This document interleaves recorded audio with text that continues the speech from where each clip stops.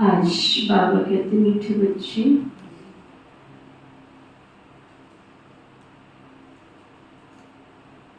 श्रीमत पर चलो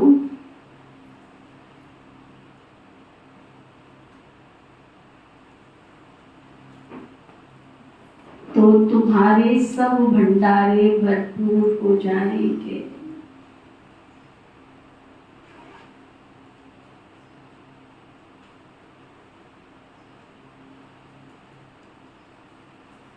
तुम्हारी तकदीर बहुत ऊंच बन जाएगी।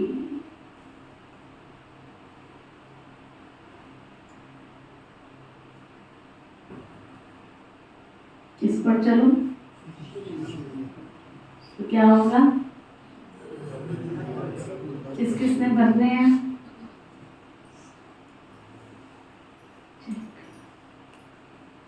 भंडारा भरना है तो बाबा सीधा फार्मूला।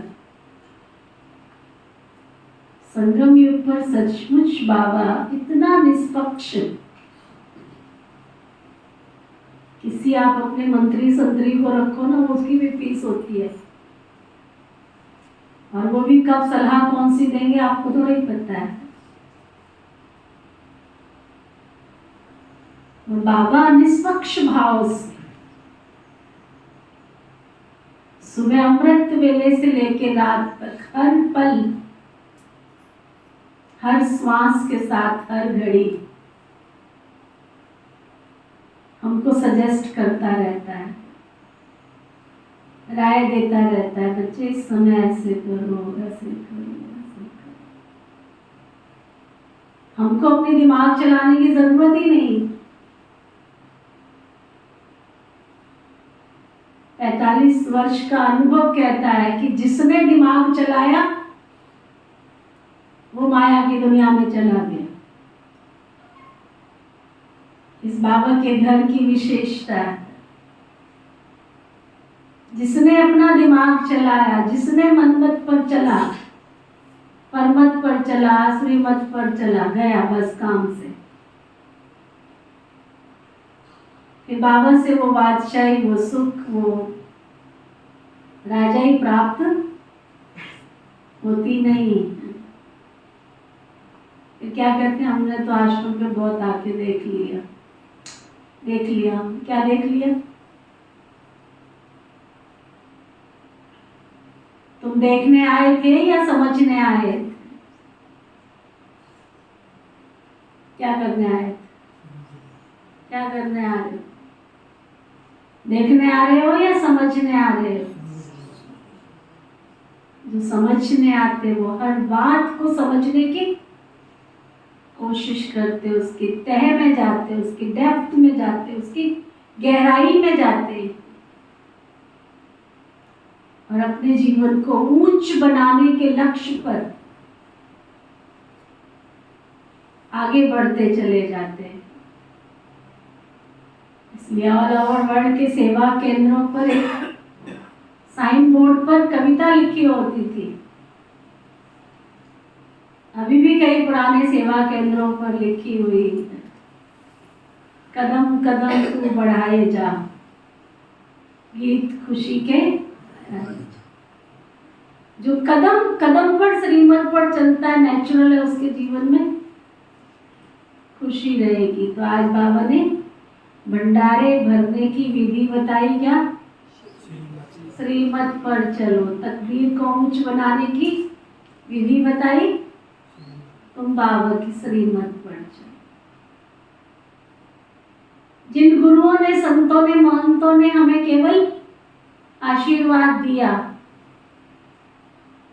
मनिश्चित फल नहीं दिया, हमारी जीवन नहीं बनाई, तो भी हम ब्लाइंड फेथ के आधार पर, अंधविश्वास के आधार पर, अगर उन्होंने कहा नारी नरक का द्वार है, तो नारियों ने बड़े सम्मान के साथ कहा, सत्यवचन महाराज। नारी नर के पैर की जूती है, हमने बड़ी श्रद्धा से कह दिया सत्यवचन महाराज। पता ही नहीं वो हमको डिस्ग्रेड कर रहे हैं, हमें नीचे गिरा रहे हैं, हमारे लिए ऐसी तुच्छ भावना रख के बात कर रहे हैं। लेकिन हमारे रहबर ने, हमारे साथी ने, उस प्रभु ने, उस ईश्वर ने गिरी हुई वस्तु को ऊंचा उठाकर मस्तक पर लगाकर जागृति दी। नारी नरक का द्वार नहीं, नारी स्वर्ग का द्वार है। नारी नर के पैर की जूती नहीं, नारी विश्व की महारानी श्री लक्ष्मी श्री नारायण है। सतयुग में हुक्म नारी का चलता, राज्य नारायण का चलता। नारी के बिना कोई कदम नहीं उठा सकता। और उसका प्रैक्टिकल बाबा ने आधार स्तंभ रखा, प्रजापिता ब्रह्मा कुमारी ईश्वरीय विश्वविद्यालय, ब्रह्मा कुमारी ईश्वरीय विश्वविद्यालय। सभी सेवा केंद्रों का निमित्त बाबा ने नारी शक्ति को आगे रख के ऊंचा उठाया। उसमें भी हम अंधश्रद्धा के साथ नहीं चल पाते।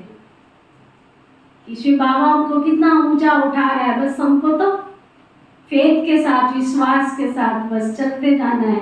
बाबा ने जो कहा वो सत्य वचन है, सत्य गुरु का सत्य वचन है। और उस वचन को मैंने पालन करना, उस वचन को मैंने धारण करना, बस इतना ही तो काम करना है।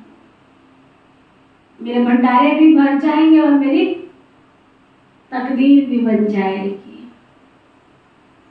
फिर बाबा पूछ रहे हैं, इस कलयुग में किस चीज का देवाला निकल चुका है?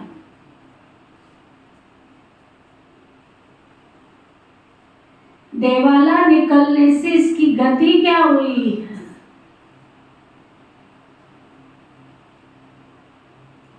देवाला निकल गया, फिर गति क्या हुई? बाबा बता रहे हैं, कलयुग में पवित्रता, सुख और शांति का देवाला निकल चुका है।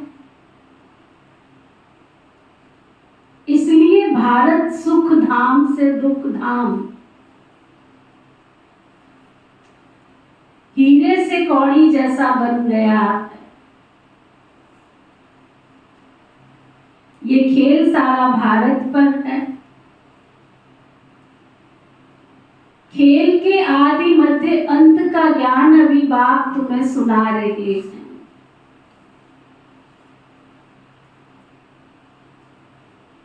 तकदीरवान सौभाग्यशाली बच्चे ही इस ज्ञान को अच्छी रीति समझ सकते हैं।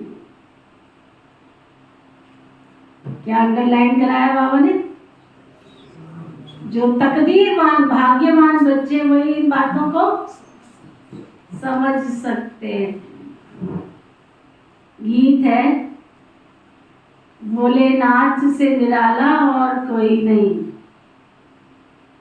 शिव बाबा ही एक हम बच्चों की बिगड़ी बना सकते हैं और कोई बना ही नहीं सकता। ओम शांति। भगवान वाच, कौन सा भगवान? भोलानाथ शिव भगवान वाच। बाप भी समझाते हैं, टीचर का काम है समझना और समझाना। टीचर का काम भी समझाना है और सदगुरु का काम भी समझाना। शिव बाबा को ही सत बाबा भोलानाथ कहा जाता है। शंकर को भोला नहीं कहेंगे। उनके लिए तो कहते आंख खोली तो सृष्टि को भस्म कर दिया। भोला भंडारी शिव को कहते अर्थात भंडारा भरपूर करने वाला। कौन सा भंडारा भरपूर करते? धन दौलत सुख शांति का। बाप आए हैं पवित्रता सुख शांति का भंडारा भरपूर करने। कलयुग में पवित्रता सुख शांति का देवाला है, क्योंकि रावण ने सबको श्राप दे दिया है। सब शोक वाटिका में रोते पीटते रहते हैं। भोलानाथ शिव बैठ सृष्टि के आदि मध्य अंत का राज बच्चों को समझाते हैं। अर्थात तुम बच्चों को त्रिकालदर्शी बनाते। ड्रामा को तो कोई जानते नहीं है, माया ने बिल्कुल बेसमझ बना दिया है। भारत का ये हार जीत सुख दुख का नाटक बना हुआ है। भारत हीरे जैसा साल्वेंट था, सोने की नगरी था भारत, हीरे जवाहरात के महल थे। किसी ने किसी से प्रश्न पूछा कि भारत में सोने हीरे जवाहरात के महल थे, तो कहाँ चला गया सब? कहाँ चला गया? कहते भारत को सोने की चिड़िया कहते थे। तो चिड़िया तो बेचारा इतना छोटा सा पक्षी होता है, तो उसको लूट करके ले गए सब। चिड़िया थी ना, इसलिए लूट के ले गए। उसने तो बेचारी को किसी को कुछ कहा ही नहीं, लूट के ले गए। लेकिन भारत था सोने की चिड़िया, था तो होगा भी ना। वो भारत देश से मेरा जहां सोने की चिड़िया करती थी बसेरा, वो भारत देश मेरा।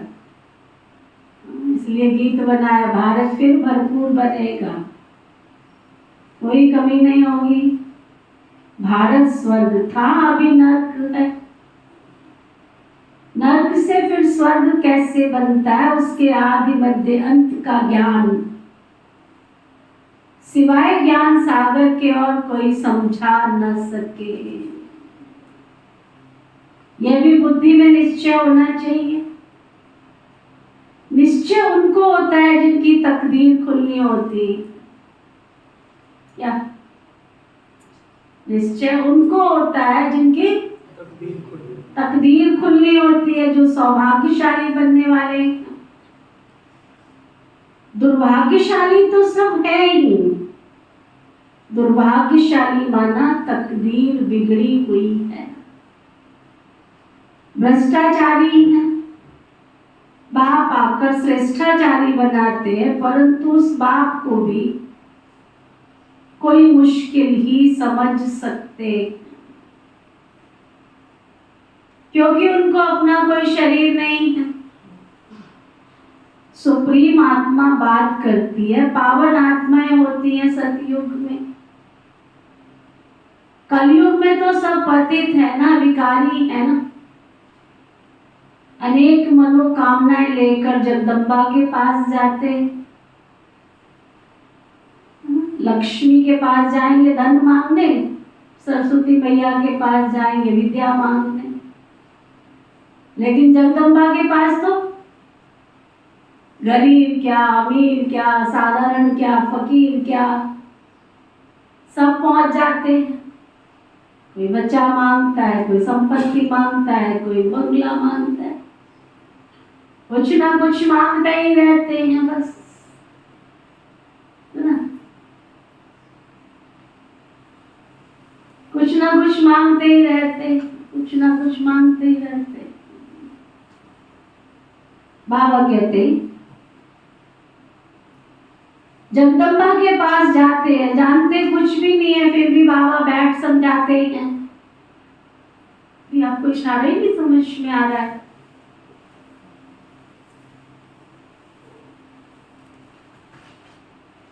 एक बार, दो बार, तीन बार, चार बार कह रहे थे, अनेक मनोकामनाएं लेकर जगदम्बा के पास जाते हैं, जानते कुछ भी नहीं है, फिर भी कहते, बाप कहते हैं जो जो जिस जिस भावना से पूजा करते हैं, क्षण भंगुर के लिए फल दे देता। जड़ मूर्ति कभी उसका फल नहीं दे सकती है। फल देने वाला, अल्पकाल सुख देने वाला मैं ही हूँ, और बेहद का सुख का दाता भी मैं ही हूँ। बड़ी अच्छी बात कोई सुना रहा था। बाजार में जाते हैं, मूर्ति वाले के पास जाकर के और कहते हैं, भैया ये मूर्ति कितने की दी है? वो कहता है 100 की एक, कहता है 500 की एक, कहता है 200 की एक, कहता है 250 की। कहता है भैया ठीक से रेट लगा ले। क्या बोलते हैं? मूर्ति किसकी लेने गए? भगवान जी की। क्यों लेने गए? घर में स्थापित करने के लिए। घर में स्थापित क्यों कर रहे हैं? कि उनसे हमें धन संपदा मिले, सुख शांति मिले। अब मोल भाव क्या हो रहा है बाजार में? मोल भाव क्या हो रहा है? कितने की है ये? 500 की। वो कहता 250 की, वो कहता 3। भैया ठीक से रेट लगा ले। किसका रेट लगा ले ठीक से? हाँ? किसका रेट लगा ले ठीक से? भगवान जी का। हाँ, भगवान जी का रेट लग रहा है। कहता भैया तुम ठीक से रेट नहीं लगा रहे हो। और अगली दुकान पे हम गए थे ना, वो तो यही वाली मूर्ति हमको 250 की दे रहा था और तुम 500 की दे रहे हो। अगला भगवान को 250 में दे रहा था, तुम 500 में दे रहे हो, है ना? तो मूर्ति का मोल भाव लगाते हैं, भगवान जी का मोल भाव लगाते हैं। लेकिन वही मूर्ति जब बाजार से खरीद के घर में ला के लगा लेते तो भाव और भावना दोनों चेंज हो जाती। उस समय ये नहीं होता ये 500 की है, 250 की है, 1000 की है। भावना चेंज हो जाती है। हमारे इष्ट है, हमारे देवता प्रस्थापित, उनको क्या कहते, प्राण प्रतिष्ठा कर दी हमने उसमें, तो भावना चेंज हो जाती है। तो बाबा कहते हैं पत्थर की मूर्ति रखी हुई जिसका तुम मोल भाव कर रहे हो, वो तुमको कुछ भी नहीं दे सकती है। उन सब की भावनाओं को भी मुझे ही पूरा करना पड़ता है। मैं कोई दुख दाता नहीं हूं, मैं तो दुख करता सुख करता हूं। तुम आए हो सुख धाम में स्वर्ग का वर्षा पाने, इसमें परहेज बहुत है। बाबा समझाते हैं आदि में है सुख, फिर मध्य में भक्ति मार्ग शुरू होता है, तो सुख पूरा हो दुख शुरू हो जाता है। फिर देवी देवता वाम मार्ग विकारी मार्ग में गिर पड़ते हैं, जहां से ही फिर भक्ति शुरू होती है। तो आदि में सुख दुख और मध्य में, बाबा कहते आदि में सुख, मध्य में दुख शुरू होता है और अंत में तो महान दुखी हो पड़ते ना, एकदम तमो प्रधान महादुखी हो पड़ते हैं। तो बाबा कहते हैं अब सर्व का शांति सुखदाता मैं हूँ, तुमको सुखधाम में ले चलने के लिए तैयार कर रहा हूँ। क्या? सुखधाम में ले चलने के लिए तैयार कर रहा हूँ। क्या बोला बाबा ने? क्या कर रहा हूँ? जोर से बोलो, क्या कर रहा हूँ? अगर सहज तैयार हो जाओगे ठीक है, नहीं तो बचपन याद करो, जब तैयार नहीं होते थे तो माँ का थप्पड़ लगता था, फिर भी तैयार नहीं होता था तो देख थप्पड़ पे थप्पड़ कुटाई होती थी, दिलाती भी जाती थी और साथ साथ थप्पड़ भी मारती थी, है ना? कपड़े भी पहनाती जाती थी तो भी थप्पड़ मारती रहती थी, बाल बनाती थी तब भी थप्पड़ मारती थी। अगर तैयार उसके कहने से नहीं हुआ तो दे थप्पड़ पे थप्पड़। तो अगर बाबा यहाँ तैयार करके ले जाने आया है, सहज रीति तैयार नहीं होंगे तो क्या होगा? फिर जरा बैठ के देख थप्पड़ पे थप्पड़ खाने पड़ेंगे, सजाए बहुत खाएंगे। सुना किंडल बैठती है, बाबा ने समझाया काशी में बलि चढ़ते थे, काशी कलवट कहते हैं ना, अब काशी में शिव का मंदिर, वहाँ भक्ति मार्ग में शिव बाबा की याद में रहते, कहते हैं बस आपके पास आऊं, बहुत रो रो कर शिव पर बलि चढ़ते हैं। तो अल्पकाल क्षण भंगुर थोड़ा फल मिल जाता है। यहाँ तुम बलि चढ़ते हो, अर्थात जीते जी शिव बाबा का बनते हो।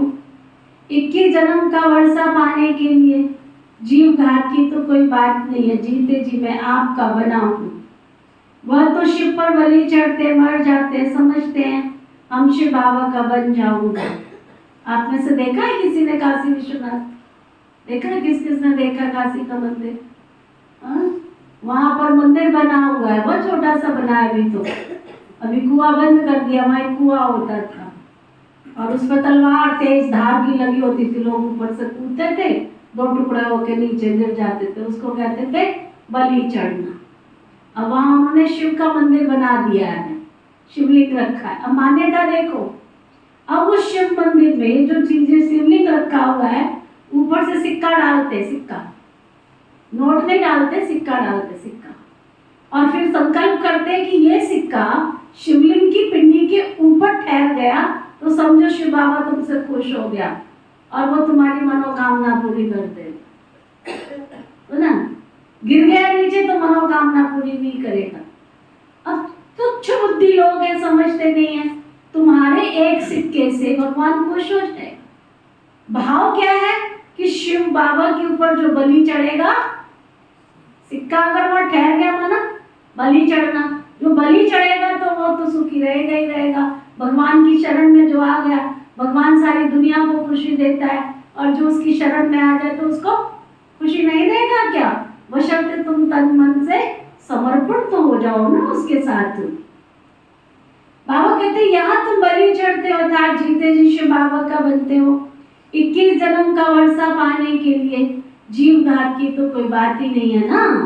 जीते जी बाबा में आपका हूँ, वह तो शिव पर बलि चढ़ते मर जाते, समझते हैं हम शिव बाबा का बन जाऊंगा, परंतु नहीं, यहाँ तो जीते जी बाप का बने, गोद में आए, फिर बाबा की मत पर चलना पड़े। बात सारी ये है, आ तो जाओ यहाँ पर, परंतु बाबा की मत पर चलना पड़े, तभी श्रेष्ठ देवता बन सकते हैं। तुम अभी बन रहे हो, कल्प कल्प तुम ये पुरुषार्थ करते आए हो, ये कोई नई बात नहीं है। दुनिया पुरानी होती है फिर जरूर नई चाहिए ना। भारत नया सुख नाम था, पुराना दुख नाम है। मनुष्य इतने पत्थर बुद्धि है जो ये भी नहीं समझते हैं कि सृष्टि एक ही है, वह सिर्फ नई और पुरानी होती है।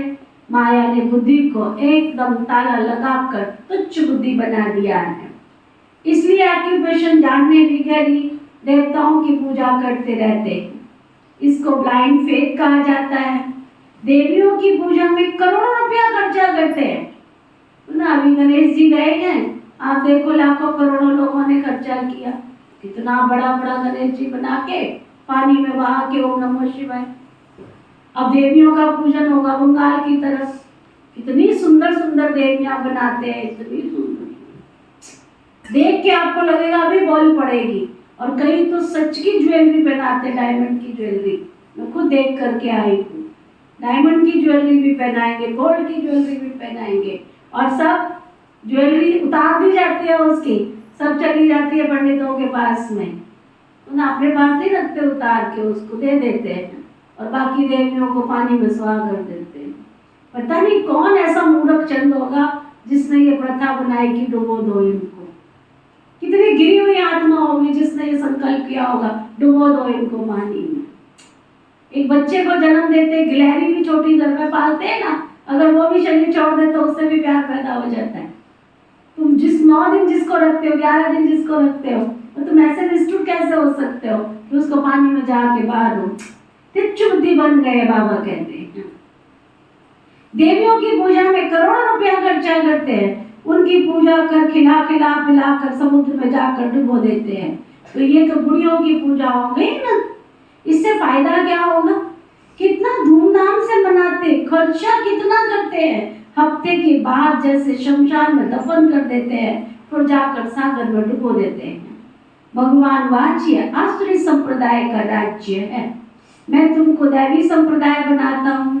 कोई को निश्चय बैठना बड़ा कठिन है, क्योंकि साकार में नहीं देखते हैं। आंगा खा का गुरु जो था ना, आंगा खा जो गुरु थे ना साकार में, उनके कितने फॉलोअर्स थे, उनको भी उनके शिष्यों ने सोने हीरे से भजन किया था। कितनी महिमा थी जितनी बादशाहों की भी नहीं होती है। सिद्धियों का एक गुरु था आंगा खा। तो बापू समझाते इसको अंधश्रद्धा कहा जाता है, क्योंकि स्थायी सुख नहीं है ना। बहुत गंदे भी होते हैं, बड़े बड़े आदमियों से बड़े बड़े पाप होते रहते हैं। बाप कहते मैं तो हूँ ही गरीब निवाज, गरीबों से इतने पाप नहीं होंगे। इस समय सब पाप आत्माएं बन पड़ी हैं। अभी तुमको बेहद का बाप मिला है, फिर भी घड़ी घड़ी उनको भूल जाते हो। अरे बच्चे तुम आत्मा हो ना, आत्मा को कभी कोई ने देखा नहीं है, समझते हैं स्टार मिसल प्रकृति के बीच रहती है। जब आत्मा निकल जाती है तो शरीर खलास हो जाता है। आत्मा स्टार मिसल है ना, तो जरूर मुझ आत्मा का बाप भी हमारे जैसा ही होगा ना, परंतु वह सुख का शांति का सागर है। निराकार वर्षा कैसे देंगे? जरूर भ्रुकुटी के बीच में आकर के बैठेंगे। आत्मा अब ज्ञान धारण कर दुर्गति से सदगति में जाती है। अब जो करेगा सो पाएगा। बाबा को याद नहीं करेंगे तो वर्षा भी नहीं पाएंगे। श्रेष्ठाचारी और भ्रष्टाचारी किसको कहा जाता, ये भी बाबा बैठ बच्चों को समझाते हैं। भारत में श्रेष्ठाचारी देवताएं होकर गए हैं, गाते भी हैं हेवनली गॉड फादर, परंतु जानते कुछ भी नहीं है कि हेवनली गॉड फादर कब आकर सृष्टि को हेवन बनाते हैं। तुम जानते हो सिर्फ पूरा पुरुषार्थ नहीं करते हो, वो भी ड्रामा अनुसार होना है, जितना जिसकी तकदीर में है ना। बाबा जानते हैं पुरुषार्थ नहीं करते हैं, कितना भी समझाओ, पर जिसकी जितनी तकदीर में होगा। बाबा से अगर कोई पूछे तो झट से बाबा बता सकते हैं कि इस चलन में अगर तुम्हारा शरीर छूट जाए तो ये पद पाएंगे। परंतु पूछने की हिम्मत भी तो कोई में नहीं है। जो अच्छा पुरुषार्थ करते हैं वो खुद ही समझ जाते हैं कि हम कितनों की अंधों की लाठी बने हैं। बाबा समझ जाते हैं ये अच्छा पद पाएंगे। ये बच्चा कुछ भी सर्विस नहीं करता।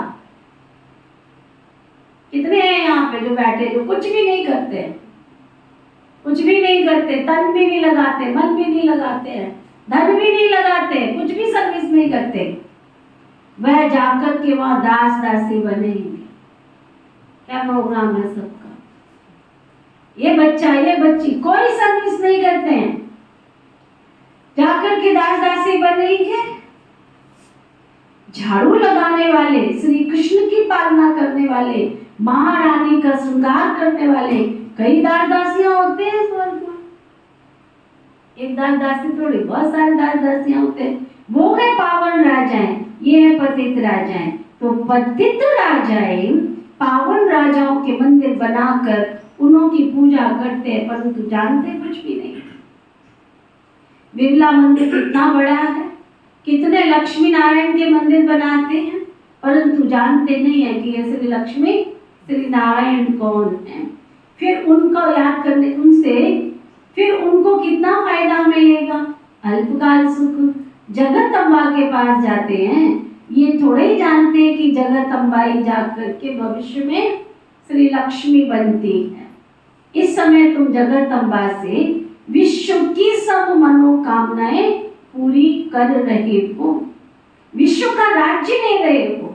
जगत अम्बा तुमको पढ़ा रही है ना, वही फिर लक्ष्मी बनती है। जगत अम्बा जो तुम्हें इस समय ज्ञान धन बांट रही है ना, वही भविष्य में जाकर श्री लक्ष्मी बनती है। लक्ष्मी को ऐसे नहीं कहेंगे। बाबा कहते हैं जिससे तुम वर्ष वर्ष क्या करते हो। बाबा ने क्या शब्द यूज किया होगा? एक बार हमने किसी को लक्ष्मी का चित्र दिया, श्री लक्ष्मी श्री नारायण का। कहते दीदी ये वाला नहीं चाहिए, ये नहीं चाहिए। मैंने कहा ये तो इतना प्यारा चित्र है, अट्रैक्ट करता है, मुझे खुद प्यारा लगता है, बैठी हुई लक्ष्मी चाहिए, वो वाला है तो दे दो। मैंने कहा उसका क्या मतलब हुआ बैठी और खड़ी? कहते खड़ी तो कहीं में भी चली जाएगी ना। कहते खड़ी तो कहीं भी चली जाएगी, हमको बैठी हुई लक्ष्मी का फोटो चाहिए जिससे हमारे घर में धन संपदा सदा बैठी रहे। क्या क्या बाबा कहते, सुनो ध्यान से, इस समय तुम जगत अम्बा से विश्व की सर्व मनोकामनाएं पूरी कर रहे हो, विश्व का राज्य ले रहे हो। जगत अम्बा तुमको पढ़ा रही है, वही फिर भविष्य में जाकर के श्री लक्ष्मी बनती है, जिससे फिर क्या करते हो, वर्ष वर्ष भीख मांगते हो। कितना फर्क है लक्ष्मी से। हर वर्ष पैसे की भीख मांगते हैं। लक्ष्मी को ऐसे नहीं कहेंगे हमको बच्चा दे दो, हमारी बीमारी दूर कर दो, नहीं। लक्ष्मी के पास जाएंगे तो सिर्फ धन मांगते हैं। नाम ही है लक्ष्मी पूजन, नाम ही है लक्ष्मी पूजन। जगत अम्बा से तो बहुत कुछ मांगते हैं, वह सब मनोकामनाएं पूरी करने वाली है। अभी तुमको जगत अम्बा से मिलती है स्वर्ग की बादशाही। लक्ष्मी से तो हर वर्ष कुछ ना कुछ धन मिलता है, तभी तो हर वर्ष पूजा करते हैं। समझते हैं धन देने वाली है ना, फिर धन से पाप करते रहते हैं। धन प्राप्ति के लिए भी पाप करते रहते हैं, प्राप्ति के लिए भी पाप करते हैं, और प्राप्त हो जाए तो, प्राप्त हो जाए तो भी पाप करते रहते हैं। अभी तुम बच्चों को मिलते हैं अविनाशी ज्ञान रतन, जिससे तुम माला माल बन जाएंगे। जगत अम्बा से स्वर्ग की बादशाही मिलती है, वहां पाप आदि कुछ होता नहीं है। कितनी समझने की बातें हैं। कोई तो अच्छी रीति समझते हैं, कोई तो कुछ भी नहीं समझते हैं, क्योंकि तकदीर में ही नहीं। कितना भी समझा लो, गोल गोल गोल गोल, सृष्टि गोल, आत्मा गोल, परमात्मा गोल, और हम भी गोल गोल माया की चक्री में। कोलू का बैल क्या होता है, जब घूमता है ना, फिर क्या होता है, गोल गोल घूम के फिर अपने आप को वही खड़ा पाता है।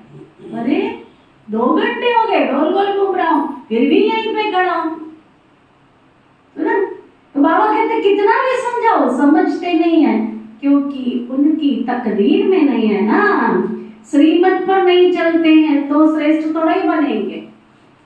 कहना ही नहीं मानते हैं तो श्रेष्ठ थोड़ा ही बनेंगे, पदभ्रष्ट हो जाता है।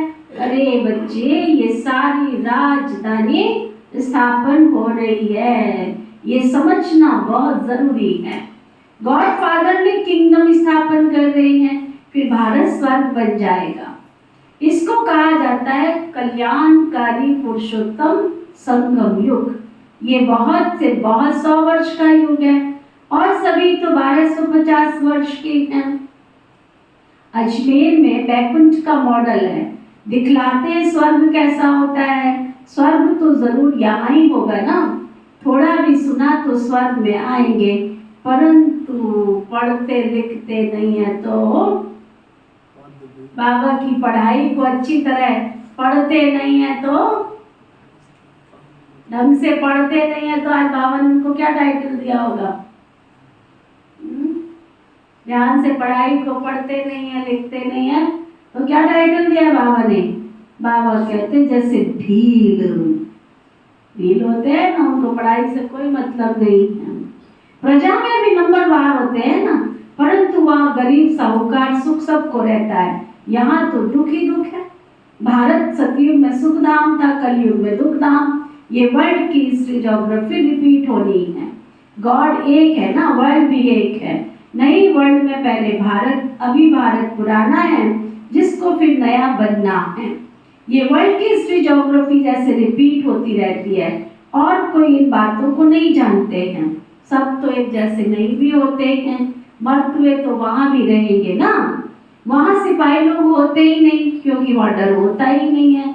यहाँ तो डर है ना, इसलिए सिपाही आदि रखते हैं। भारत में तो टुकड़े टुकड़े कर दिए हैं। सतयुग में पार्टीशन होता ही नहीं है। लक्ष्मी नारायण का एक ही राज्य चलता है, पाप कोई होता नहीं। अब बाप कहते बच्चे मेरे से सदा सुख का वर्षा ले लो, मेरी मत पर चलकर सदगति का मार्ग एक बेहद का बाप ही दिखाते हैं। ये है शिव शक्ति सेना जो भारत को स्वर्ग बनाती है ना। बाबा की शिव शक्ति सेना क्या करती है, कुछ कमाल करके भी दिखा दो शाहबाद निवासी, स्वर्ग बनाती है।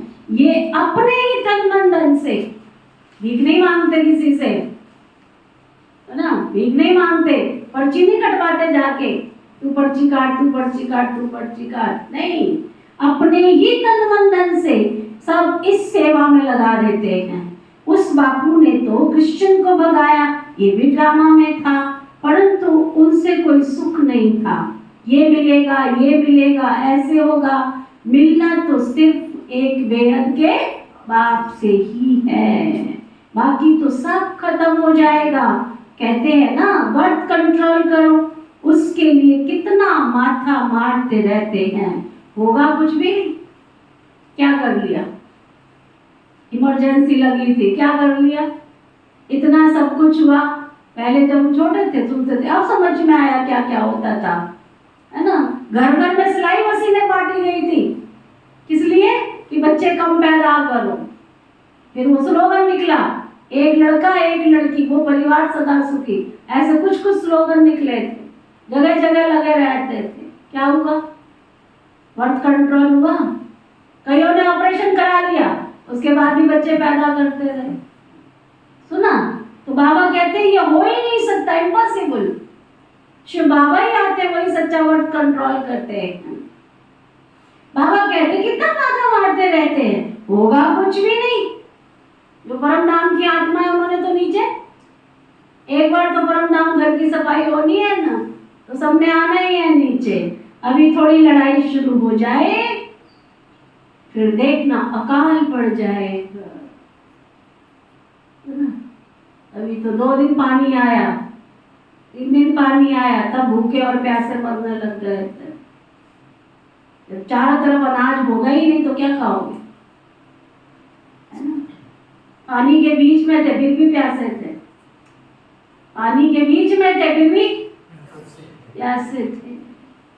घर में अनाज होगा, परंतु ऐसे ऐसे कीटाणु पैदा हो जाएंगे कि अनाज को फेंकना भी मुश्किल हो जाएगा घर में। क्या करोगे, ऐसी ऐसी गैस निकलेगी जिससे कुछ विष चारों तरफ, हवा में इतना सब कुछ जहर फैला होगा, सांस ही नहीं ले पाओगे, क्या करोगे।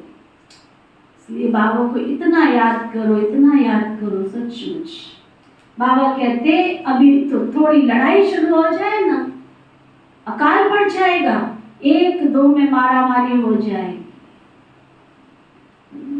और वो मारा मारी ऐसी होती है बिल्ली की तरह से, ना दूध तू पिएगी ना मैं पीऊंगी, तो ना मालिक के घर में जाती है, दूध का भरा पतीला देखती है, कहती है चल तू दूध पिएगा, लगाती है उसको छलांग। कभी आपने दूध पीते देखा बिल्ली को, कभी नहीं पिएगी। पतीले में कभी मुंह डाल के दूध पीते देखा उसको, पहले क्या करती है, उसको सीधा गिराएगी, तेरे लायक तो नहीं रहने दूंगी, तू कहां से पिएगा। ऐसे दुनिया का हाल होने वाला है ना। अच्छा, मीठे मीठे सिकिलदे बच्चों प्रति माता पिता बाप दादा का याद प्यार और गुड मॉर्निंग। रूहानी बाप की रूहानी बच्चों को नमस्ते। हम सब रूहानी बच्चों की रूहानी बाप दादा को दिल व जान सिखवा प्रेम से नमस्ते नमस्ते नमस्ते जी। धारणा के लिए मुख्य सार, जीते जी बाप पर बलि चढ़ना है, अर्थात बाप का बनकर बाप की ही श्रीमत पर चलना है। आप समान बनाने की सेवा करनी है। अविनाशी ज्ञान रत्नों का दान कर जगत अम्बा समान सर्व की मनोकामनाएं पूर्ण करने वाला बनना है। अविनाशी ज्ञान रत्नों का दान कर जगत अम्बा समान सर्व की मनोकामना पूर्ण करने वाला बनना है। क्या हुआ, अच्छा दोबारा पढ़ो। जीते जी बाप पर बलि चढ़ना है, अर्थात बाप का बनकर बाप की ही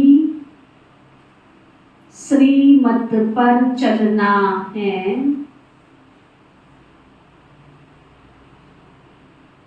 आप समान बनाने की सेवा करनी है।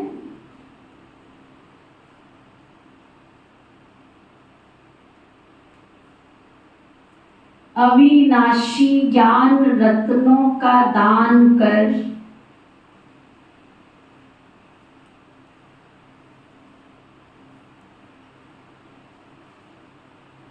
जगद अम्बा समान सर्व की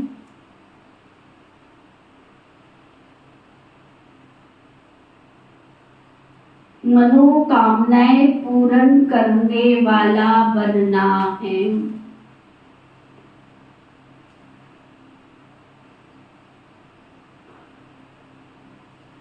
वरदान सतगुरु प्यारे बाबा का वरदान, सेवाओं में सदा सहयोगी बन,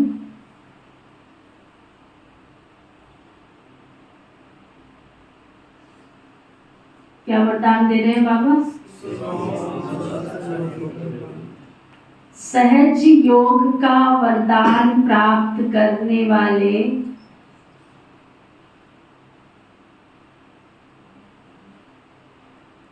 विशेषता संपन्न भव।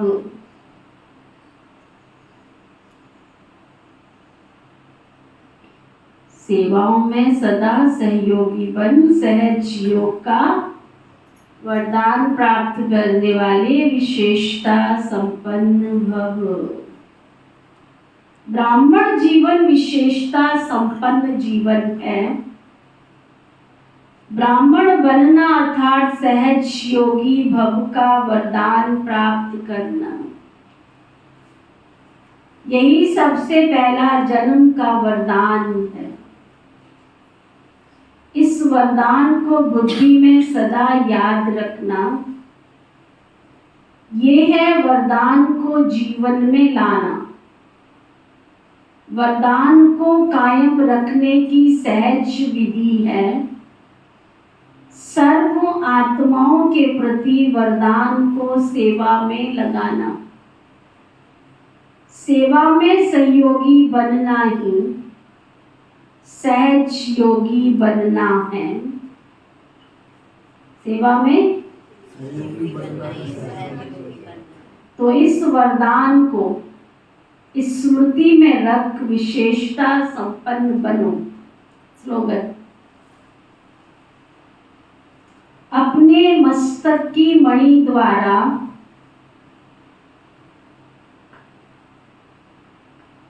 स्वयं का स्वरूप और श्रेष्ठ मंजिल का साक्षात्कार कराना ही लाइट हाउस बनना है। आज का बाबा का व्यक्ति इशारा, कोई भी कार्य में सफलता प्राप्त करने का साधन है संगठित रूप में सबके शुभ संकल्प, उमंग उत्साह के संकल्प। ऐसे संकल्प असफलता को मिटा देते हैं। जैसे किला कमजोर तब होता है जब कोई भी एक भी ईंट हिलती है। यदि सब ईंटें मजबूत हैं तो किला कभी भी हिल ही नहीं सकता।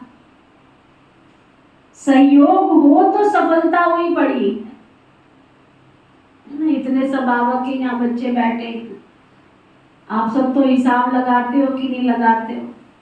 कहीं आप में से हिसाब लगा के हमें बताया जाते हैं, बहन जी अपने क्लास के इतने बंदे, अच्छा जी, पर व्यक्ति इतना इतना करे ना, क्या बड़ी बात है। बिल्कुल सही बात है, बिल्कुल सही बात है। कितने बंदे गिनती करें? क्लास में इतने बंदे बैठे। अब शाहबाद की क्लास में तो युगल सहित आते, देने के टाइम पे युगल सहित देते, देखते हैं गिनती कितनी कर रहे हैं, भोग की प्लेट भी गिनती करते हैं, फिर देना भी गिनती करते हैं। गिनती मत कर, कई हिसाब लगा के मैं देने आ जाती। अभी थोड़े दिन पहले दीदी पर व्यक्ति इतना इतना करे ना, क्या बड़ी बात, क्या बड़ी बात। अरे बात तो कोई बड़ी नहीं है। भगवान के घर में सन 1937 में जब श्री पिता परम पिता परमात्मा आए थे नई दुनिया की स्थापना करने के लिए, तब भी कोई बड़ी बात नहीं थी। और आज भी जब बेगनी पाठ चला था तब भी कोई बड़ी बात नहीं थी। हमारी दादियों ने कंदमूल भी खाए, छाछ का डोडा और बाजरी का बाजरी का डोडा और छाछ के साथ बस खाया, सब्जी भी नहीं थी। वो दिन भी कितने प्यारे थे, ये दिन भी कितने प्यारे। तो ये मत करो, कौन कितना कर रहा है ये मत करो। मेरे से अगर किसी दिन कोई लिस्ट पूछने आ जाए, ये तो ब्रह्मा कुमारी श्री विश्वविद्यालय के अंदर शिव बाबा ने ऐसी विधि बनाई है कि गुप्त दान महाकल्याण। बाबा के गुप्त बच्चे हैं, गुप्त पुरुषार्थी हैं। अगर संख्या बताऊं ना तो मेरे पास गरीबों की संख्या होती है जिनके पास दूसरा टाइम का भोजन नहीं होता है। वो अपना सोना भी सफल करते, हीरा भी सफल करते, मोती भी सफल करते हैं और अपनी आय का 10% भी निकाल के बाबा के घर में देते हैं। अगर लिस्ट मांगो तो मैं दूं, लेकिन बाबा ने छुट्टी नहीं दे रखी। इसलिए ये हिसाब किताब बाबा के घर में मत लगाया करो, इतने आते तो इतना होता है। बहुत बाबा के बहुत बहुत भावना वाले बच्चे। अभी भी जो मैंने संकल्प किया था ना, सबसे पहले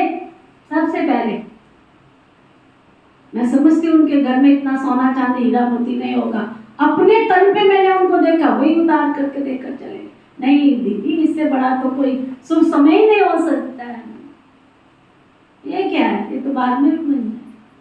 मैंने कहा नहीं बाबा, रख लो ना। इसलिए ये तो हिसाब ही मत लगाओ। यही आते हिसाब लगाने।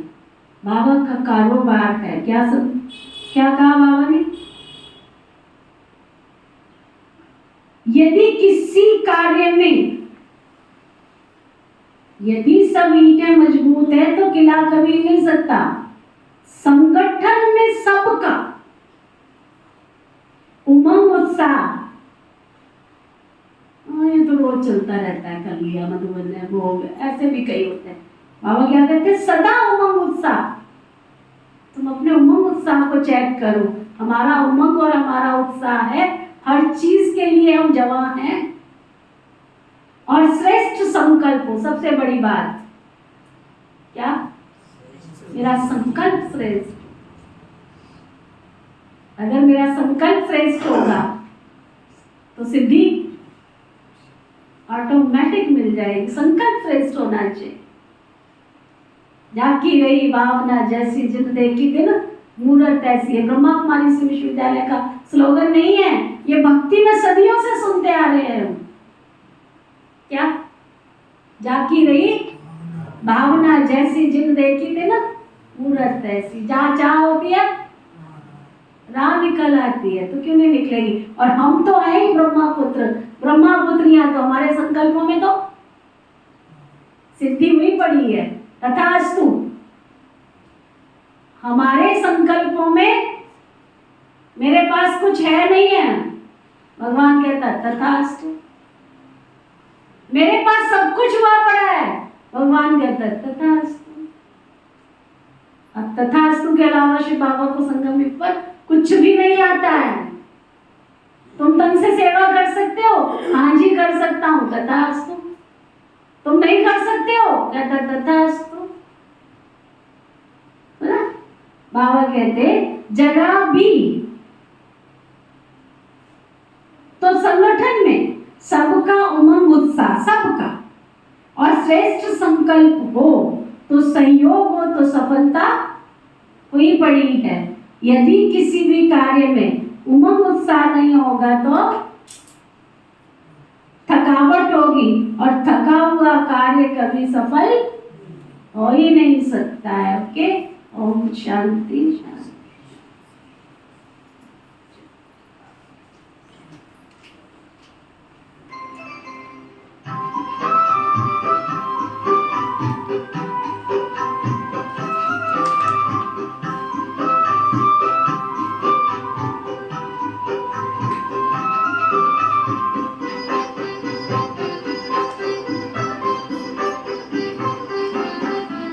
कभी